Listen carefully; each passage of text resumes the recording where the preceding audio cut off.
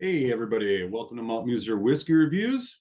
Welcome to my 2023 Whiskey of the Year reveal. Before we get started, again, as always, I just want to thank everybody for the continued support this year, and I'm looking forward to getting out even more reviews and some live streams coming up in 2024. So before we get into what the Whiskey of the Year is for me, I want to mention two honorable mention whiskeys. Both of these, I think, could be a Whiskey of the Year contender any given day, but that didn't quite get to the top of the list. So the first one I want to mention is this one, which is the Campbelltown Lock.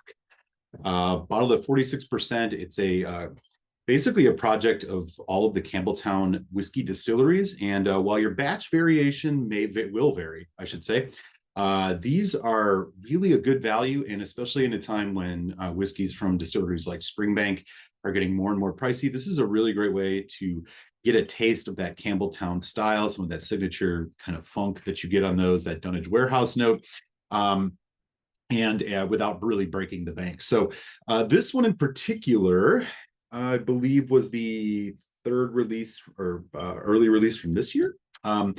Just really great stuff. I highly recommend it. Keep an eye out for that. I mean, you can probably find that around $60 USD here or there. So definitely one to keep an eye out for. In fact, a little bit of it right here. Great stuff. The second one on the honorable mention list is Bunnahabhain 12-year-old Cask Strength 2022. This came out tail end of last year and was the second release of Bunnahabhain's Cask Strength 12-year-old range.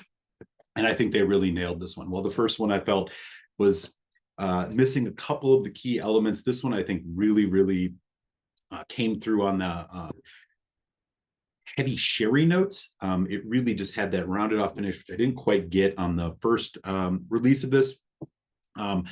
I've had a sample of the 2023, and I still don't think that one quite rises to this. You can still find these around $100, $120, give or take, depending. You might have to look overseas if you're in the States. It's bottled at 56.6% ABV and an absolute belter. Love the Bunnahabhain 12 cask strengths. Really excited to see them continuing that line. Which brings me to my 2023 Whiskey of the Year. And this was one that I opened rather early in 2023 and almost immediately was thinking that this could be a contender. And it's more than that. It's a winner, and that is the Glenturret 12 years old. This one in particular is the 2021 release, but they do release these annually. I've had a couple of the others that are about the same. So the reason that this is my Whiskey of the Year, first of all, is at a time when, again, whiskey single malt prices have been going up. This is a quality presentation. It's a really well-made Scotch whiskey, sherried, and it's not going to break the bank. You can find these right around that $70 USD. They're pretty available here in the States. You can also get them overseas. This is bottled at 46% ABV. It is non-chill filtered and natural color. It's all the things you really want to see.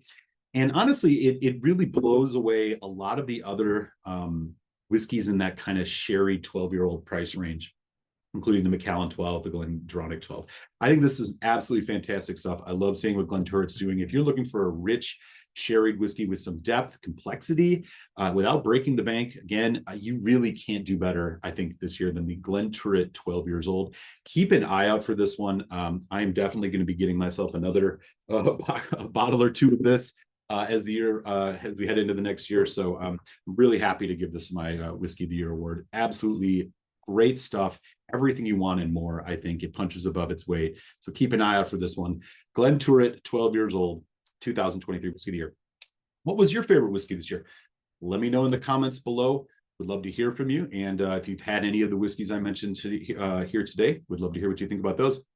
And until next time, I'll raise the glass to you all. Solange, I'll see you all in 2024. Stay safe, be well.